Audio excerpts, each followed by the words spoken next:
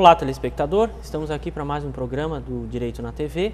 Né? Lembrando sempre que esse programa é uma iniciativa do curso de Direito em parceria com a OAB. Conosco hoje o Dr. Cleberson José Garcia, que é médico aqui em Tubarão, e o Dr. Clésio Moraes, que sempre nos acompanha, é presidente da 6ª subseção da OAB aqui de Tubarão e sempre nos acompanha no nosso programa. O nosso tema de hoje, nós vamos, a partir desse programa, fazer uma sequência sobre a questão da liberação das drogas, tentar esclarecer a população e trazer diversos pontos de vista. Né? O ponto de vista da medicina é o primeiro que a gente vai abordar. Seja bem-vindo, Dr. Cleberson, né? Esteja aqui à vontade conosco para conversar sobre esse tema. E eu gostaria que o senhor falasse um pouco, se apresentasse para nós, né? Dissesse qual é o seu serviço, né? Do que o senhor cuida relativo a essa questão inerente à questão das drogas. Bem, eu sou o Cleberson José Garcia, sou formado em medicina há 19 anos, com pós-graduação em psiquiatria e perícia médica, né? Sou médico também do Hospital Nossa Senhora da Conceição há 19 anos, no setor de emergências médicas, né? E nos últimos 10 anos estou trabalhando mais com relação à psiquiatria, onde a gente trabalha mais com abordagens de pacientes com drogaditos ou pacientes psiquiátricos com transtornos mentais. Essa abordagem que a gente tem mais nos últimos 10 anos. Né? E a questão da legalização, né? Hoje muito se fala na questão de legalizar as drogas e o principal argumento que se usa para isso é, já que a polícia tem poucos recursos para conseguir fazer a repressão do uso de droga, seria interessante, né, é o argumento que se usa, que seria mais útil, né, que ela otimizasse os seus recursos e liberasse essas drogas que eles chamam, né, como a maconha, por exemplo, que seria uma droga teoricamente de pequeno potencial ofensivo. Como é que o senhor vê isso?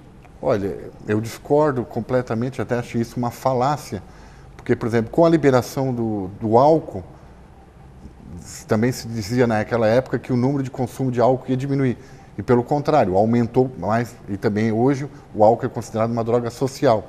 Se fizerem a mesma coisa com a maconha, tornar ela uma droga social, provavelmente o número de consumo, o número de pessoas que vai aumentar. Porque é uma sequência, né? Se você libera o álcool e a pessoa fica mais com vontade, ela vai usar. Quem nunca usou vai acabar experimentando. Então eu acho que isso é uma tremenda falácia, uma questão que deve ser abordada de outra forma.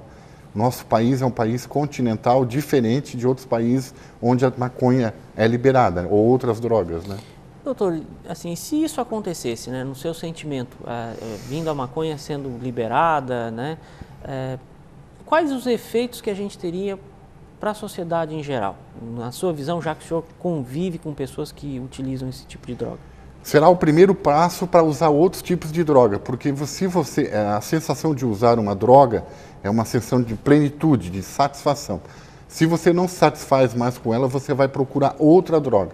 Assim, é uma sequência de procedimentos que vai fazer com que aumente lá na ponta o número de usuários de drogas sintéticas, né?